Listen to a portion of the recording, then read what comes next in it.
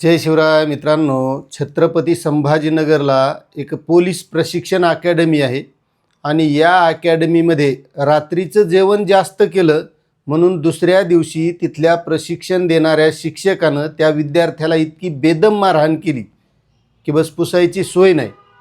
आता हा सांगण्याचा उद्देश महत्त्वाचा असा आहे की आजकाल तुम्ही बघत असताल प्रत्येक पालकाला काय वाटायले की आपला मुलगा हा चांगला शिकला पाहिजे, तो डॉक्टर झाला पाहिजे, कोणाला वाटतं इंजिनियर झाला पाहिजे, तो शिक्षक झाला पाहिजे, तो मोठा अधिकारी झाला पाहिजे, काहीला वाटतं तो मोठा पोलीस झाला पाहिजे.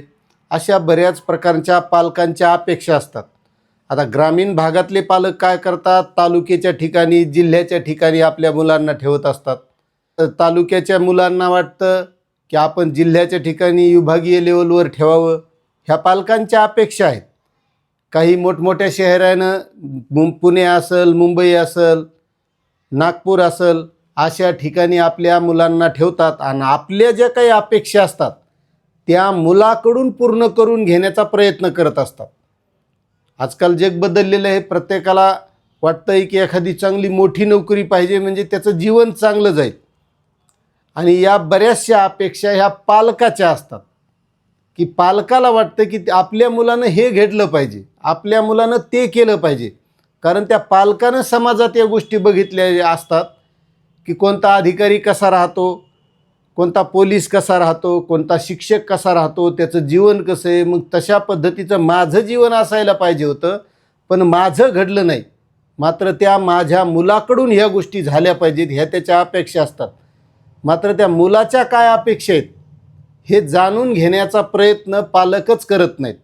आणि मग असं कुठंतरी क्लासेसला, कुठंतरी बाहेर एखाद्या अकॅडमीत आपल्या मुलाला ठेवलं जातं आणि त्याच्याकडं फोन लावला तर फक्त त्याच्याकडून अपेक्षा बाळगल्या जातात. तू अभ्यास कर, तू असं कर, तू असा झाला पाहिजे, तू तसा झाला पाहिजे.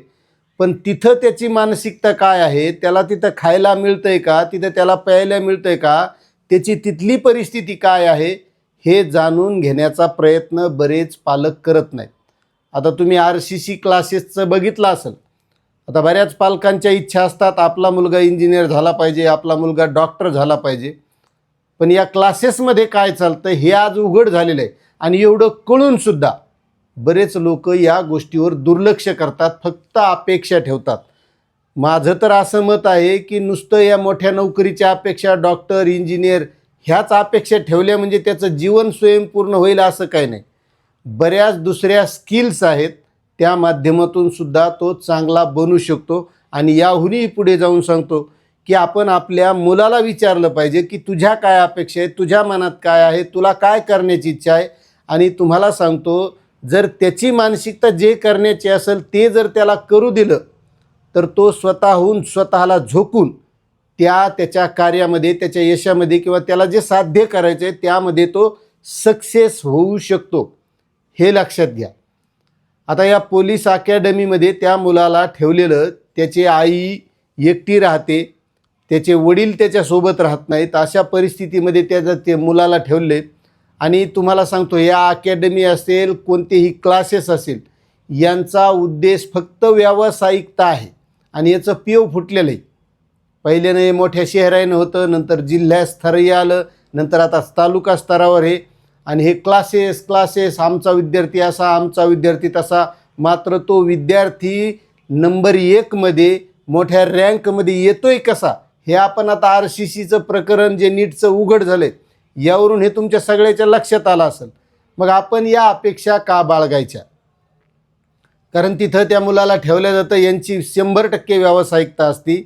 या मुलाकडून महिन्याला 4,000 रुपये आणि एक रकमी 30,000 रुपये घेतलेले होते. आणि जर त्याला तिथं जेवायलाच व्यवस्थित मिळत नसेल, त्याला दुसऱ्या दिवशी उठून रनिंग करायची, पळायचं आहे, आणि जर त्याच्या पोटात अन्न नसेल तर तो कशा या गोष्टी करू शकणार? आणि तिथं त्याला फक्त जास्त जेवण केलं आहे म्हणून एवढी मारहाण करण्यात आली. त्यानं त्याच्या आईला फोन केला, आईला फोन करून सांगितलं की असा असा प्रकार माझ्यासोबत घडला आहे. आणि त्या अगोदर तर एक असा प्रकार घडला होता की तो छतावर उभा होता आणि त्याच प्रशिक्षकानं त्याला खाली बोलून तू सिगरेट ओढतोस म्हणून इतकं बेदम मारलं होतं की त्याला भिंतीला पाय वर करून हात खाली ठेवून उलटं उभं केलं होतं. मग जर असे या क्लासेसमध्ये या गोष्टी घडत असतील तर मी म्हणतो प्रत्येक पालकानं आपल्या मुलाच्या या गोष्टीबद्दलही चौकशी केली पाहिजे की तुला तिथं काय गोष्टी आहेत, जेवायला आहे का, खायला आहे का, तू कसा आहेस, या गोष्टी विचारल्या पाहिजे.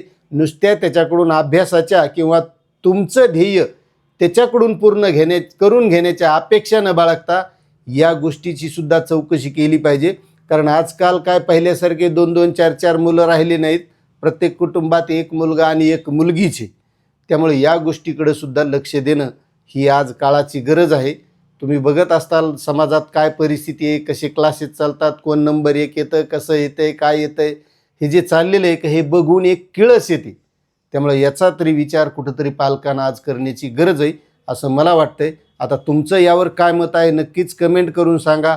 चॅनलवर नवीन असाल तर सबस्क्राईब करा. धन्यवाद.